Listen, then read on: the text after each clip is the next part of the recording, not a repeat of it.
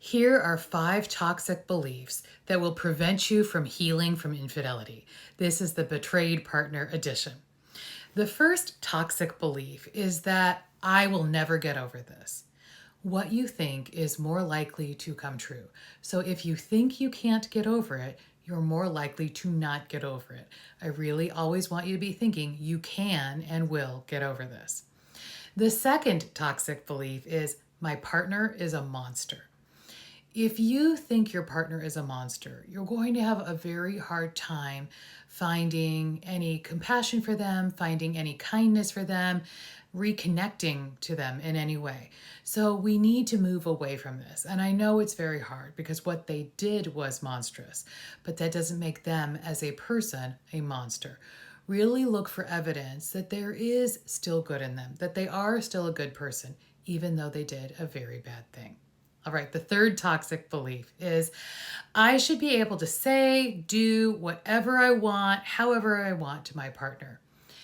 You can't think like this. You cannot treat your partner in horrible ways. There is no way your partner will feel safe enough to reconnect with you if you're constantly being mean to them. So, no one's asking you to be perfect, but I am asking you to do the best you can to be kind, to be compassionate. And when you want to lash out, when you want to say something mean, focus on your feelings and their behavior rather than doing character assassination. Okay, number 4, my partner needs to be strongly punished so they'll never do this again. It turns out that punishment is not a very good way to change somebody's behavior. If you really want to change somebody's behavior, you have to try to understand why they acted this way in the first place. Now, it's not really your responsibility or obligation to figure out why they acted this way. It's, they can do that with their therapist and figure it out. It's your obligation's too strong of a word.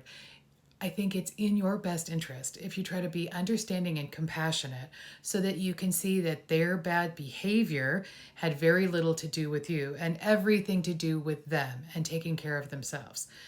Punishing them, at least in the long run, doesn't have much benefit.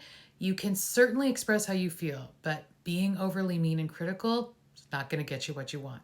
And the final toxic belief, which I think is the most important one, is our relationship is permanently ruined.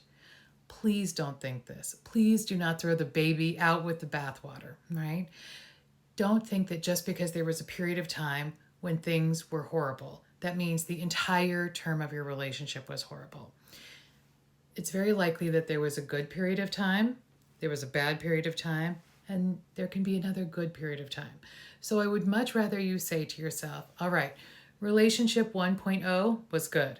Then there was the bad period of time.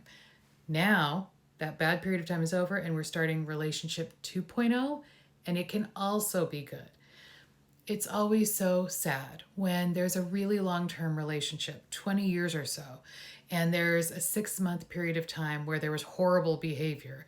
And because of those 6 months, we say the entire thing is ruined. Now, if you truly feel that way and you cannot move away from that thought, then I understand, and you may want to leave because you can't get away from that. Totally okay and totally your choice.